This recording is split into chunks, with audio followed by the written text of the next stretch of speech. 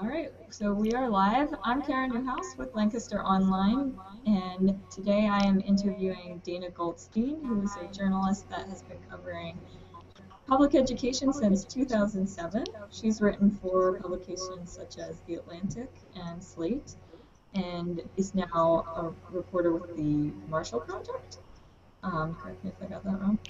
And her new book, The Teacher Wars, A History of America's Most Embattled Profession, is out this month from Doubleday.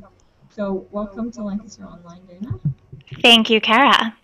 Let me just double check that I'm not playing this somewhere else. Okay. Um, so one of the big themes that comes out of your book is that the debates we're seeing today and in recent history over teachers and education, like about tenure and how to evaluate teachers and all of that sort of thing, are mirrors of long history of debates over education. So can you talk about one of those strands of education reform that you found most interesting or surprising in your research? Yeah, absolutely. So today, the main sort of big national priority in education reform of the past several years has been evaluating teachers based on student performance, which is typically how kids do on standardized tests. And this has been presented as, a very new way to bring accountability into the public school. Some of it in the research, which was so fascinating, was that this actually dates back to the 1920s and 1930s. What we call value-added measurement today, this technique that economists have come up with for using kids' test scores to evaluate teachers, it actually existed back then. Like now, back then it was something that business-oriented philanthropists were really interested in, and it was then called the pupil change method. So while the words used to describe some of these reforms are new, the ideas themselves are, a century old in many cases. And did that surprise you? It did surprise me. I knew that we were having this big national conversation about teacher accountability, but what I didn't realize is that, Americans have been engaged in a debate about teacher accountability really since the 1830s. The birth of our public school system coincided with the birth of a national conversation about whether teachers were failing. And this is a uniquely American phenomenon, this idea that our teacher corps is currently not up to standard and that will bring a whole new set of teachers into the classroom and it's going to fix all of our educational and often our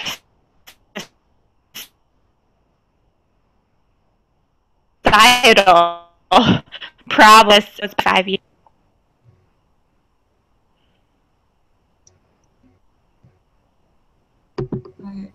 You cut out there for the last bit. Can you repeat the last part of what you said?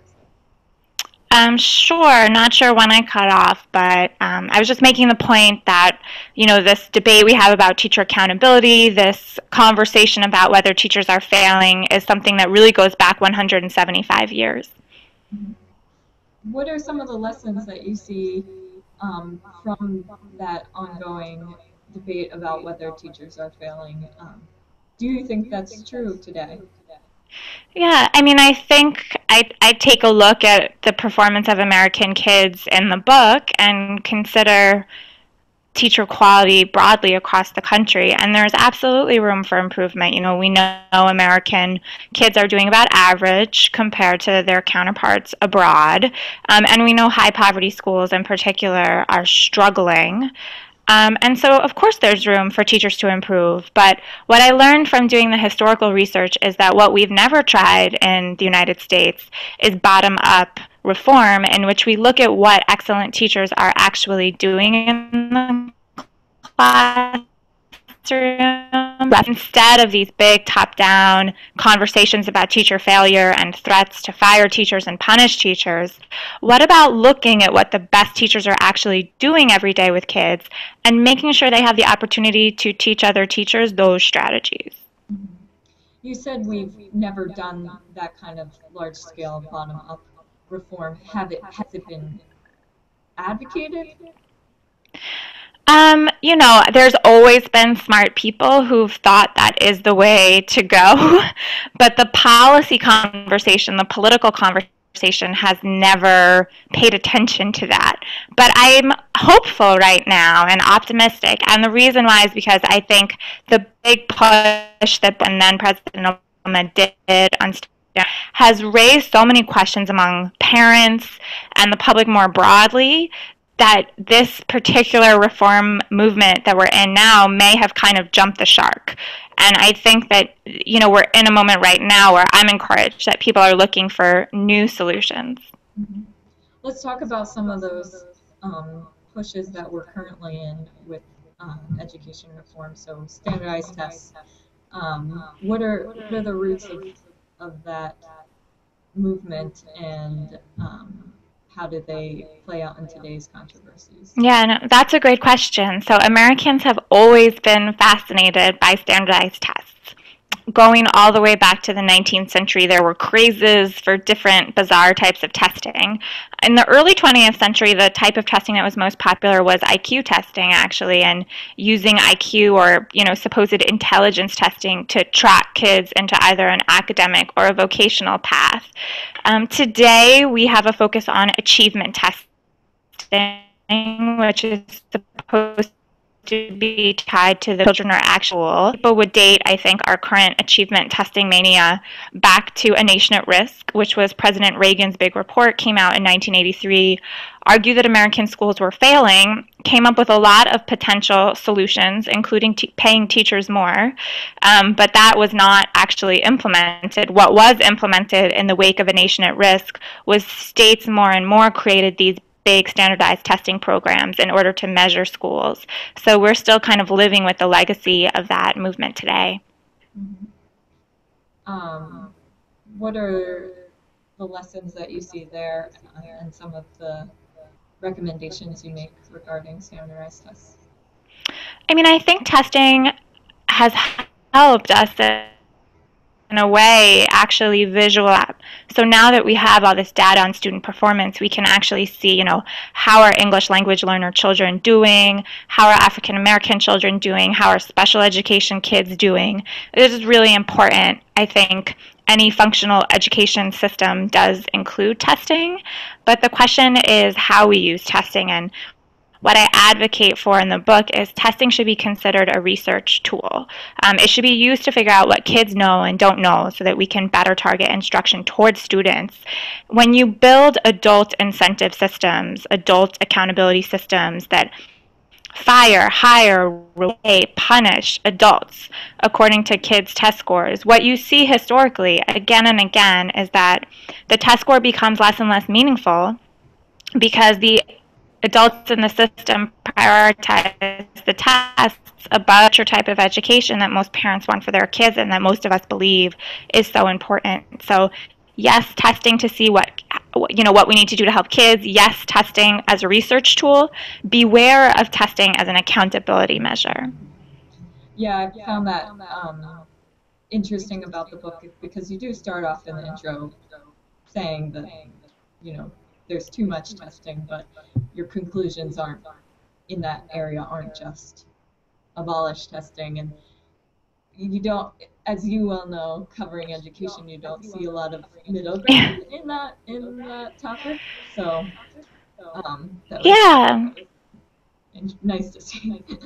Yeah, no, I'm glad you appreciated my effort to carve out a middle ground. I mean, I think it's really important because as I was trying to figure out what is the best education research available, it's really hard to measure educational outcomes. And, you know, children are so complex, so many different things impact them, the family, the home, the neighborhood, in addition to the school and the teacher. So, of course, we need to take all this research with a grain of salt. But if we didn't have research on kids' outcomes, there'd be no way to say what was working and what wasn't working in schools. And so I do appreciate that the push in standardized tests since the 80s has helped us draw some conclusions. However, what has happened since 2001, where there's all these threats associated with the test scores, you know, that really is something new. And I think something to be wary and cautious. What do you see as promising ways to look at how teachers are doing that isn't tied to student achievement on standardized tests? Mm-hmm.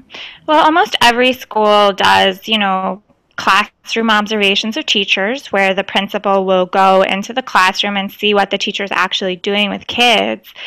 I talk a lot in chapter 10, the last chapter of the book, about how to make sure that that's actually an effective process. A lot of principals are not instructional experts. They haven't been selected for their skill and knowledge in observing teachers teach and teaching teachers how to teach better. So first of all, in order for classroom evaluations to be successful, we need to make sure that the people who are doing them really know what good pedagogy looks like. And I talk about what it does look like in the book, but it doesn't necessarily have to be the principal who's doing those observations. It can be teams of peer teachers who are working together to improve one another's practice. And this idea of peer review and peer collaboration, I think, is one of the most promising ways. Is that being spearheaded anywhere in particular in the country? Yeah, there's a lot of places that have tried it. One place I look at pretty closely in the book is Montgomery County, Maryland, which is an urban school district, but it has a lot of diversity in its student population. So I think what they're doing could work really well in a lot of different areas. Suburban, or Toledo, Ohio is very famous for having peer review of teachers.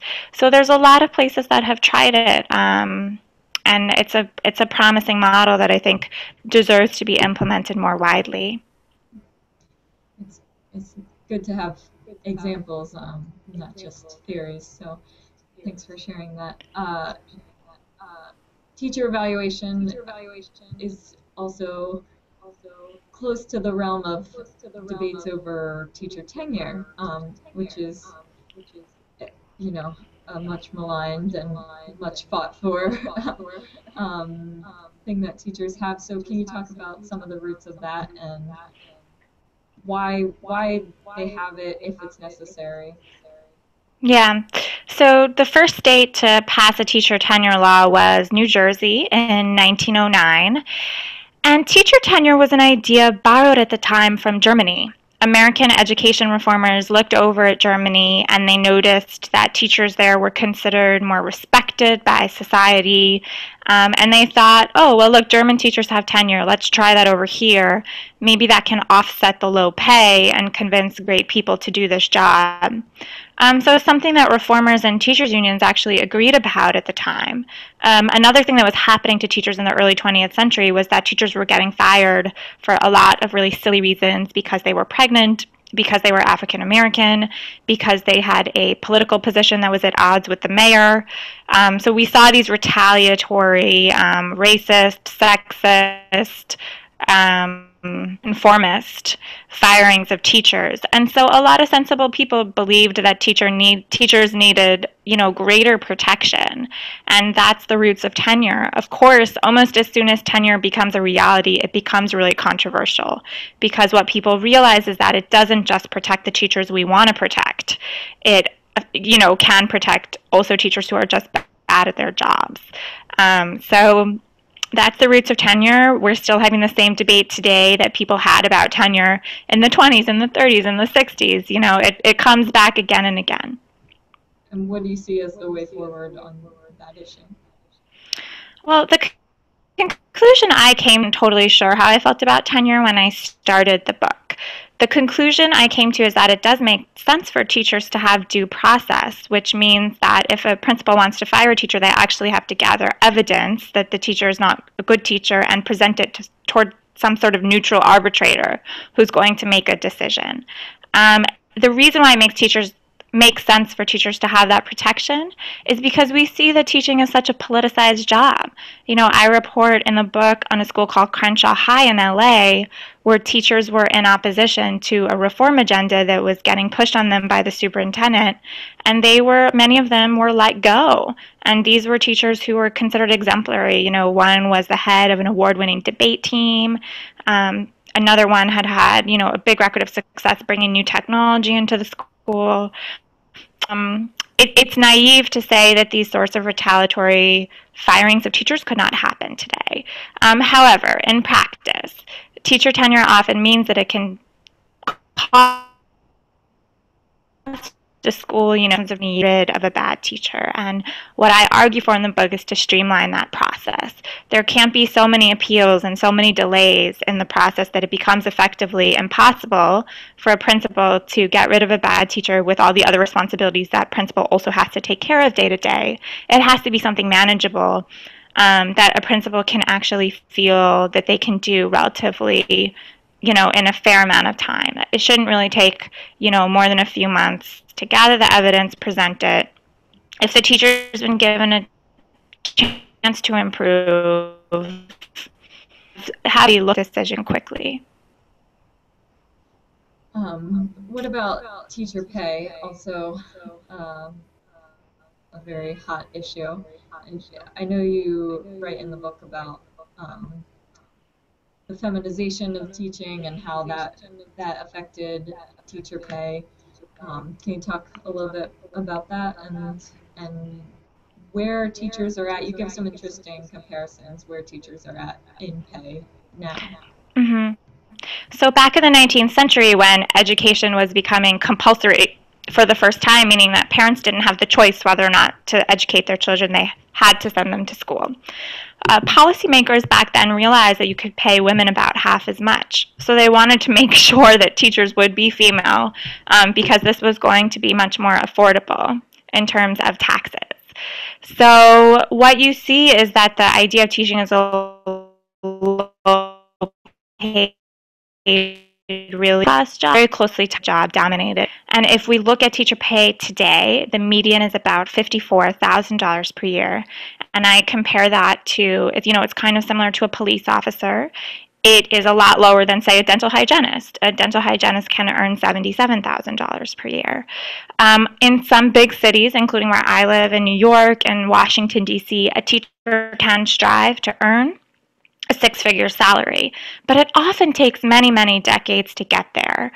So one of the things I argue for in the book is if we want the best young people to become teachers and, more importantly, to stay teachers over the long term, we need to bring some of those raises that currently take so many decades to earn into the first 5, 10, 15 years of a teacher's career. A lot of people are willing to do something low paid for a while because they're mission driven and passionate about the work. Profession, but we do it because we love it. Teachers are the same, but compared to other jobs that require a college degree, teachers have a much slower rate of getting raises over time, especially in their 20s and 30s. So that's something that I look at in the book as a potential reform. Do you feel hopeful about that one?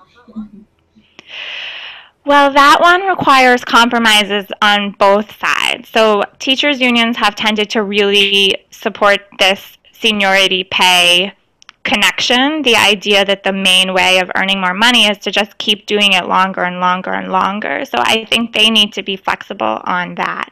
And at the same time, raising teacher pay is not popular with people who constantly support cutting taxes. So it does require, compromise from both sides, but I think it can be done by rejiggering some of the money that's already in the system. So actually I am hopeful. I mean, we see places like Baltimore and New Haven, for example, experimenting with this already. Sorry, after you said places like Baltimore and New Haven, you cut out. So. Oh yeah, those cities are already changing teacher pay scales and pay ladders in the way that I'm suggesting. All right, so we've touched on tenure and standardized tests and teacher pay, which are some hot topics. There's plenty more to be mined in your book. I'm wondering for parents, going back to that topic of evaluating schools and evaluating teachers, how do you think parents can tell the Pennsylvania's school grades, essentially school performance profiles, which are primarily made up of standardized test scores, are going to come out soon? How should parents look to see if their school is doing well today?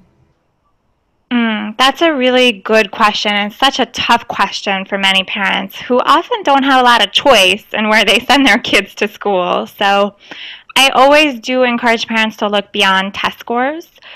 Consider the demographics of the school. So if say half the school's children are receiving free and reduced price lunch, but 65% are proficient on standardized tests, that's really good. You know, that's a school that is having success beyond its demographics.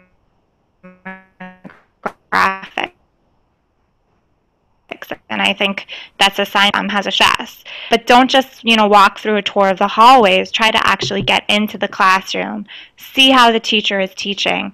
I recently had an op-ed in the Wall Street Journal that looked at 4 ways that parents can look for great teaching when they meet teachers, when they look at their kids' schoolwork. So I would suggest everyone check that out. It's everything from looking for a teacher that asks conceptual questions, not just factual questions. So the question doesn't always have just one right answer. It's probing for a deeper type of thinking from kids. Obviously you want a teacher who loves children, who sees the best in children, not a teacher who characterizes kids into smart and not smart, but a teacher who sees the potential of all children to be high achieving. That is very powerful. Teachers who are data driven, not that they're obsessed with test scores, but they watch your child's performance over time and they can give you some sense of whether the kid is improving or not. And they can talk to you about the child's weaknesses and have a specific plan for addressing them, because they keep good records of how your kid's doing on assignments. That's very, very important. So if you're interested in some more tips for parents, check out that Wall Street Journal piece. Great. We'll add a link on our page. And from your experience in education reporting, you also talk in the book about the focus on the superheroes and the super unheroes, basically, that we focus on. What's your experience with the majority of teachers and where they're? A lot of people have asked me, how many teachers ought to get fired? How many are terrible? And it's I talked to superintendents who were very accountability driven, and they would say, 2% of teachers are terrible. So what I like to say in response to this question is that there's 3.4 million public school teachers. 4% of all civilian workers are teachers, and we hire 100,000 new teachers every year in this country. So when you consider the massive scale of the profession, I think most teachers are average. There's just so many of them. And what we need to do to get them from average to excellent is share best practices. That's really, really important. The system has not been built to do that. Teachers are often very autonomous. They're working alone.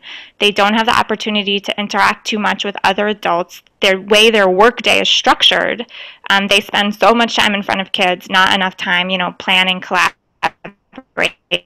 in a group, like the way other professions often teach one another. So that's a really important thing. And we can't fire our way to the top educationally because there's too many teachers. And for every teacher you get rid of, you have to bring someone else in. And there's really no evidence that places who have, had a lot of teacher turnover get better results. And in fact, the opposite is true. Worse results for kids. All right, great. For the last question on that, do you see any policy pushes for that kind of sharing best practices and bottom-up change anywhere in the country? Yeah, definitely. I mentioned Baltimore, New Haven. Those are places that have tried tools for teachers and promising. And we see actually a lot of the most successful charter schools. I would argue that the reason why they're successful is because they have built systems like that. All right. Is there anything else you'd like to share with us today? No, thank you so much. Those were wonderful questions. Thanks for being with us, Dana. And for anyone who wants to get their hands on her book, it is The Teacher Wars, A History of America's Most Embattled Profession. So thanks again, Dana. Thanks, Kara.